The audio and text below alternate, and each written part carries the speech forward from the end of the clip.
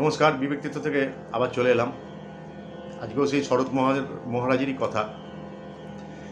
সেদিন অপরাহ্নে অধিবেশনের পরে সন্ধ্যায় উদ্বোধনে যাওয়ার পূর্বে মহারাজ এসে মহাপুরুষজির বিছানায় পা ঝুলিয়ে বসলেন।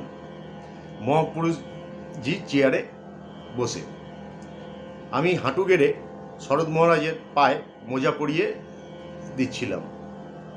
তখন তার পা দুটো খুব কাঁপছিল। দেখে আমি জিজ্ঞাসা করলাম, আপনার পা অমন করে কাঁপছে কেন? মহারাজ স্ফীত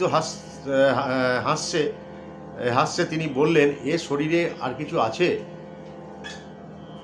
যখন মায়ের বাড়ি করতে প্রায় 9,000 টাকা দেনা হলো, তখন সেই দেনা শোধ করার উপায়ন্ত না দেখে ঠাকুরের লীলা প্রসঙ্গ লিখতে শুরু করলাম।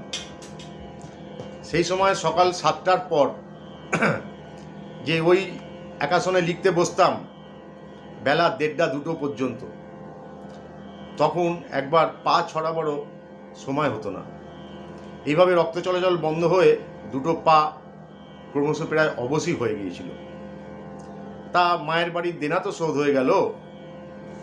আমি শরৎ মহারাজের মাথায় টুপি পরিয়ে দেওয়ার সময় দেখলাম যে তার মাথার ব্রহ্মতালুর কাছে মাথার উপরটা মাখনের মতো নরম। সময়ান্তরে মহারাজজির মাথায় তেল মাখার সময়ও দেখেছি তার মাথার উপরটা তুলোর প্যাডের মতো নরম। মহাপুরুষ মহারাজকে পরে এ বিষয়ে জিজ্ঞাসা করতে তিনি বলেছিলেন, ব্রহ্মজ্ঞ পুরুষদের ব্রহ্মতালু তুলোর প্যাডের মতো নরম হয়। এইসবের অর্থ তখন কিছুই বুঝতে পারিনি।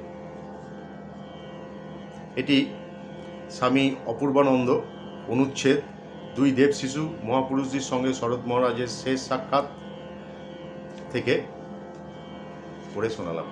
ভালো থাকবেন। জয় ঠাকুর, জয় মা, প্রণাম স্বামীজি।